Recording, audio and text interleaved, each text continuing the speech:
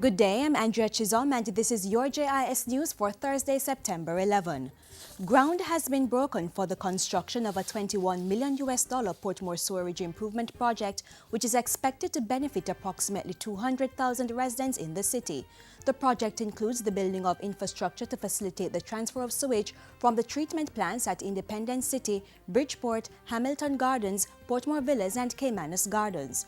Minister of Water, Land Environment and Climate Change Robert Pickersgill says the project will deliver major benefits. The greater benefits to be achieved from this project are improved environmental and public health conditions for the citizens of Portmore, as the existing plants are not now routinely performing to the regulatory standards. The entire project should take 24 months to design and complete. Government has invested $7 million in a locally produced low-cost concrete mix, which is expected to save the country millions in road repair costs, improve road safety, and make potholes a thing of the past. The concrete mix is made from local aggregate and waste material from bauxite processing, such as red mud.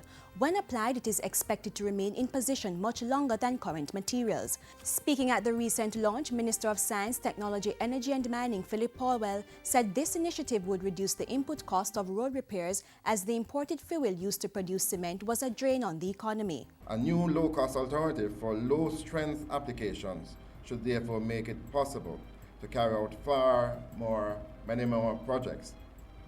Creating jobs, that's an important aspect of it. This is labor-intensive, and to have safer roads, especially in our rural communities. The product was developed by the International Center for Environmental and Nuclear Sciences under the New Material Road Repair Project. The Ministry of Health says the U.S. government will continue partnering with Jamaica to reduce the prevalence of HIV/AIDS on the island.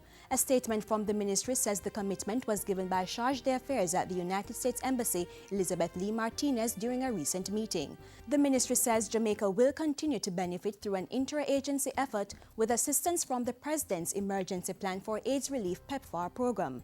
A high-level team from the Office of the Global AIDS Coordinator will be visiting Jamaica in October to finalize the revised program of work for PEPFAR. The total U.S. government PEPFAR commitment with the Ministry of Health is $2.6 million, which covers activities from March 2014 through February 2015. It is expected that additional resources will be provided for the subsequent 5-year period, which will mark the third authorization of funds under the program. Labour and Social Security Minister Derek Kellier has explained that his ministry's decision to delay full enactment of the Flexi Work Week bill is to accommodate new concerns raised by the public.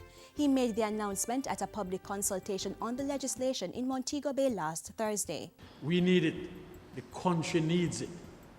So whatever the kinks are in the system, we have to work them out. And then we are going to be engaged in a program so that we get it, the sensitization on a wider basis, and maybe give ourselves a 3-month period so that we complete this activity before the end of the year.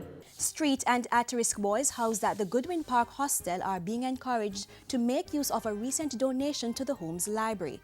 The Ministry of Youth's Miguel Stepper Williams made the call as 800 reading books were handed over to the hostel on Monday. Utilize them to empower their lives, change their lives, and use it as well to empower others around you.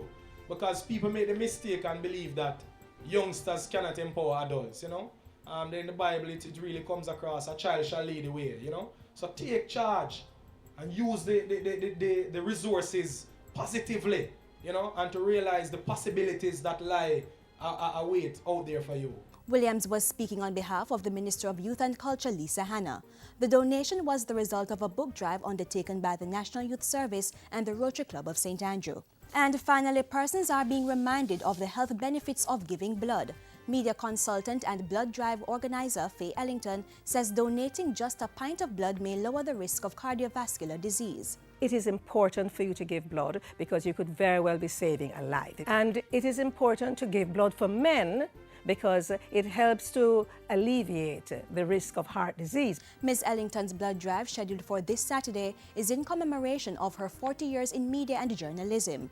It will be held at the National Chest Hospital in St. Andrew. Persons in rural areas will also have a chance to support the initiative on Tuesday by donating blood at a collection center located in hospitals island-wide. And that's it for JIS News Today. I'm Andrea Chisholm. Thank you for watching.